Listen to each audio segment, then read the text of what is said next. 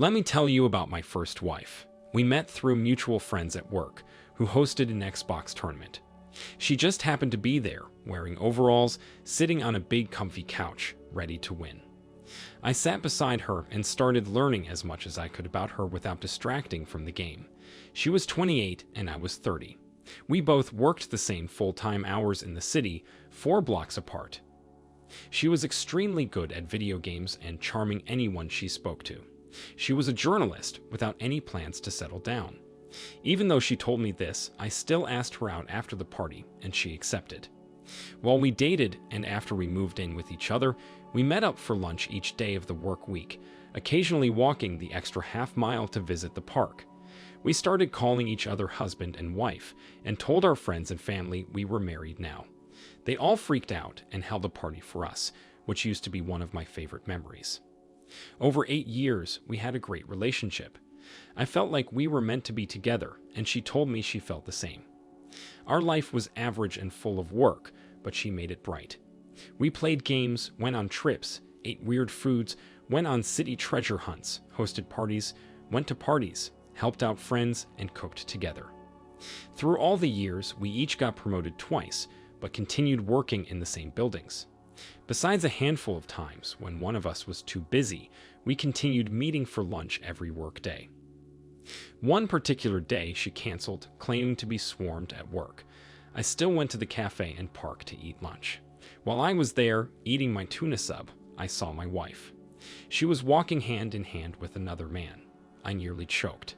I started following them at a distance and watched them take a picture together on his camera.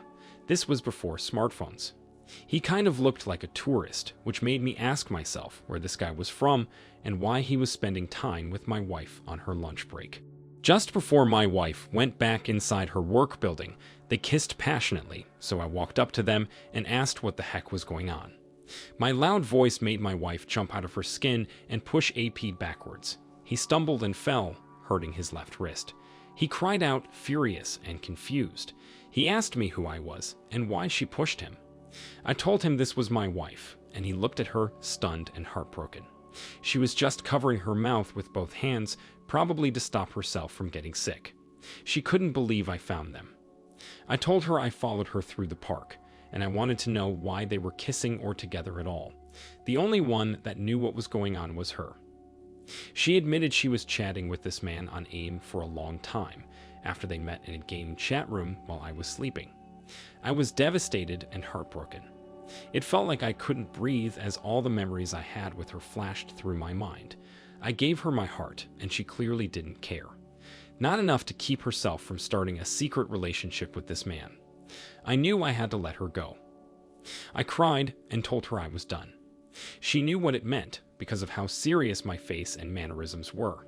She started bawling and sat on the sidewalk, begging me to forgive her. Security guards and passers-by stared at the three of us.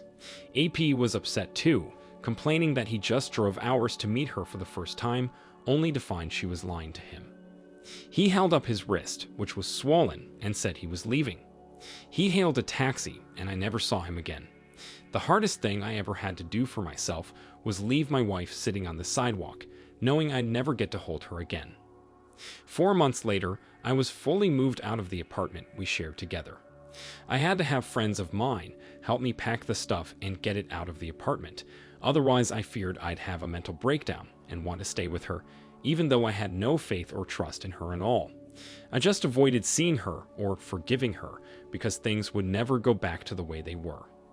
We were never lawfully married, so we didn't have to go through a divorce. I got a new apartment pretty easily and went a long time without hearing anything from my ex. It surprised me how suddenly we stopped talking, but it surprised me even more when she finally called me 4 years later. She was devastated because AP just up and left her. Apparently, he moved into the apartment with her almost immediately after I moved out. Then she caught him cheating on her, and instead of begging for forgiveness, he hightailed it out of there. She wanted me back. We had been together for 8 years before she cheated on me, but 4 years of separation after her infidelity helped me to accept the reality of things. Maybe a small part of me still cared about her, but I didn't want her to be my wife again. Besides all that, I was lawfully married by this time, to a woman who has undoubtedly earned my trust and unconditional love, so it felt good to deny her, but wish her well before hanging up. OP, I am so sorry your wife did this to you.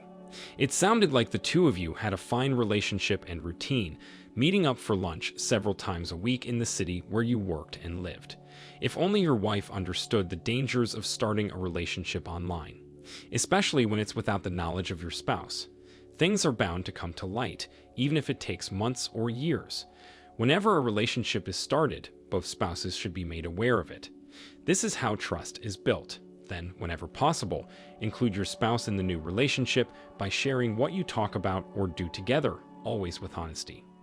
Anything you feel you should hide from your spouse is probably something you should at least talk to your spouse about. I'm glad to hear that you've since remarried and truly trust your new spouse. Continue to keep being the best man you can possibly be so that when you look in the mirror, you can be absolutely proud of the man you see and what you have accomplished in your life.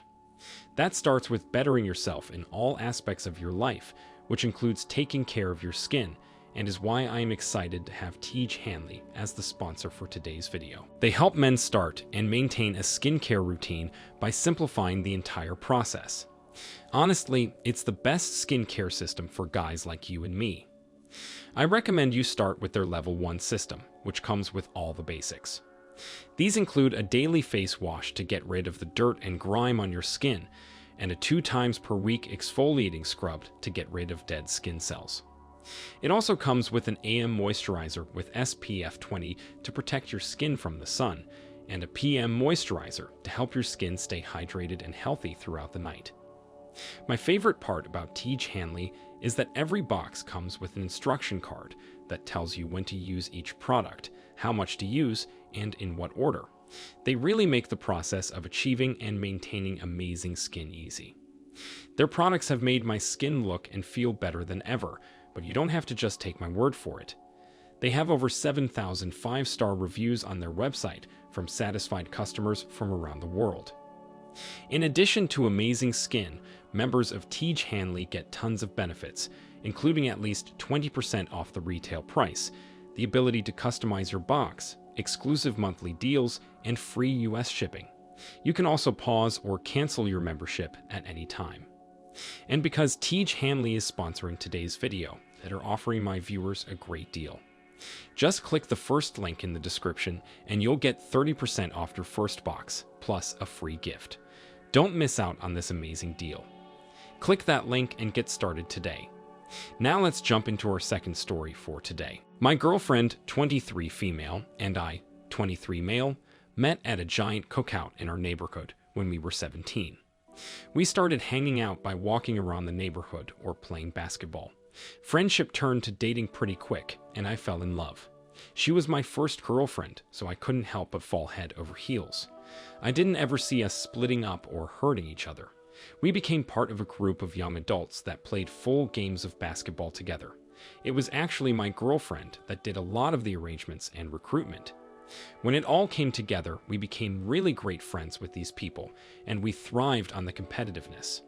We each worked part-time, but they were jobs that made us feel like we were nothing. To avoid working more hours, we rented a 4-bedroom house with 2 members of our basketball crew. My girlfriend was very charismatic. Sometimes I saw her fist bumps to other guys or hip sways on the court as low-key flirting right in front of my face. Other times I just chalked it up to her character and accepted that she was friends with the entire crew, which included 9 men. One day, the universe blatantly showed me what kind of character my girlfriend really was. I was enduring my part-time torment when I got a text from her. She told me when I got off to meet them at the basketball court. I went straight there after work and waited for a few minutes before our 2 housemates, J and C, showed up. I asked them where my girlfriend was, and they said they didn't know. She just texted them to meet her here for a game. The 3 of us waited for several minutes, but then I got a feeling that she wanted the 3 of us out of the house for a reason.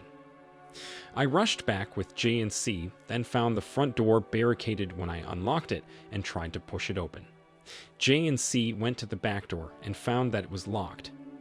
All the windows were locked as well, when they were usually open on a breezy day, like it was. I pushed with all my might through the barricade and leaped up the stairs as fast I could to our bedroom. It was locked, so I had to pop the lock as I listened to movements inside. When the door opened, my girlfriend was sitting breathlessly on the bed. She was reading a book, trying to look calm and natural. I immediately noticed her shorts were on backwards, and she wasn't wearing a bra. I casually looked and walked around and sat on the bed. I didn't notice anything out of place besides how disheveled my girlfriend was. She couldn't stop breathing heavily. When I asked her why it was taking her so long to get to the basketball court, she said she got carried away with cleaning and then distracted by reading a book, but she insisted we could leave now. She jumped out of bed and waited by the door like she wanted me to walk out first. I just calmly asked her why she barricaded the front door, and then we both heard a muffled sneeze come from the closet. Her worried face locked eyes with me. I jumped up and opened the closet, reaching in and pulling out AP. It was one of the guys we played ball with. He immediately started apologizing to me, saying he knew he messed up. She was my girl, and he wouldn't be intruding on our life anymore. I said it didn't matter. He could have her because I only wanted a woman I could trust. He started walking out, and I followed him. My girlfriend couldn't wrap her mind around the fact that I was willing to give her up that easily. She yelled my name, asked me to stop and come back, and asked me if we could talk about this. I just said I was out, and ignored her cries while I followed JC and AP back to the basketball court. The men supported me and voted to kick AP and my ex from the crew. J and C made life miserable for my ex, so she moved out. I moved back in, and the three of us split the cost of living without her. All things considered, I think this was a great experience. I'd be lying if I said it was easy, but I honestly needed to know what it meant to earn trust, and this was how I learned it. I had my friends for support, and they even helped me move back in. My ex was willing to sleep with anyone she felt attracted to. Her AP wasn't the last person I heard she had relations with. OP, this is exactly the opposite of what a real woman who cares about her man would have done. The whole purpose of dating someone is to find the person you want to commit yourself to. Through thick and thin, no matter what, you have a life partner by your side. But this level of commitment isn't just a pickup game of one-on-one. This is something you have to work towards by continually choosing to love your mate and only your mate. Even providing the opportunity to cheat, like your ex did, is grounds for breaking up. Any woman who does this needs to understand that secrecy, lying, and seeing another man without your man there is highly suspect and untrustworthy. Even if nothing would happen, it's not building trust at all. It's just making your man wonder when or if you're going to cheat on him. Maintaining friendships and going out without your spouse takes an incredible amount of earned trust on their part.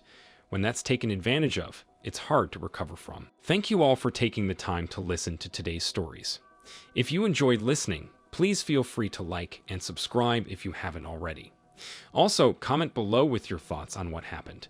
Take care.